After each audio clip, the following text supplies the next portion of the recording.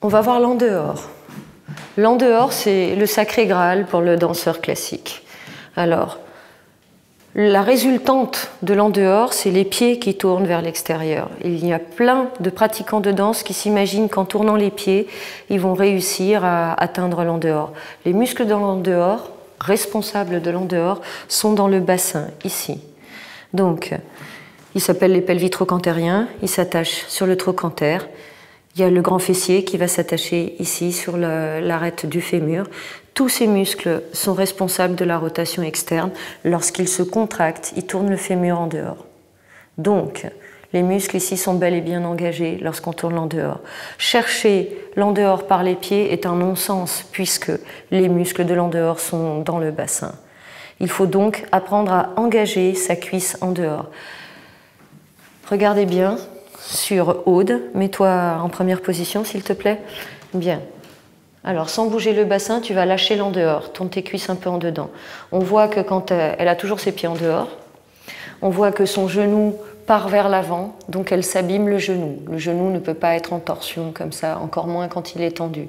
Le genou doit toujours être aligné avec les orteils, avec le gros orteil. Tourne ta cuisse en dehors, engage le bas-ventre vers le haut. Bien. Tourne en dedans. On voit tout de suite que les fessiers relâchent. Tourne en dehors. Avance le mollet. Observons aussi que lorsqu'on lâche l'en dehors, on a la voûte plantaire ici qui s'affaisse. Et lorsqu'on tourne en dehors, on a la voûte plantaire qui se redresse. C'est pourquoi d'ailleurs les médecins envoient les petites filles au pied plat en cours de danse classique, parce qu'ils savent très bien que la rotation externe du fémur va permettre à la voûte plantaire de se maintenir à sa juste place. Donc, pour réussir à sentir les pelvis trochantériens qui sont dans le bassin, il y a plusieurs exercices, mais on va en faire un immédiatement, couché de profil.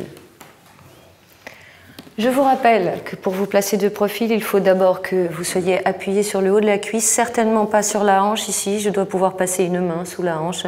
Si vous veniez à lâcher la hanche et à la poser dans le sol, vous seriez décalé dans le bassin, vous vous blesseriez le bas du dos. Donc, bassin placé, on va faire cheville 1 et cheville 2, parallèle 3, en dehors 4, parallèle 5, en dehors 6, parallèle 7, en dehors 8, et genou 1 et genou 2, parallèle 3, en dehors 4, parallèle 5, en dehors 6, parallèle 7, en dehors 8, et cheville 1 et cheville 2, parallèle 3, en dehors 4, parallèle 5, en dehors 6, parallèle 7, en dehors 8, battu 1, 2 et 3 et 4 et 5 et 6, tendu première 7, 8 et on essaye en musique. 7, 8 et cheville, 2 et parallèle et en dehors et parallèle, dehors et parallèle et en dehors et genoux et parallèle et en dehors et parallèle et en dehors et parallèle et en dehors et cheville, parallèle, dehors et parallèle et en dehors et parallèle et en dehors et battu 2, 3, 4, 5, 6, 7 et tendu 8, encore cheville et parallèle et en dehors et parallèle et en dehors et parallèle et en dehors et genoux, c'est bien, et parallèle et en dehors et parallèle et en dehors et parallèle et en dehors et cheville et parallèle et en dehors et parallèle et en dehors et parallèle et en dehors et battu en poussant le genou vers l'arrière.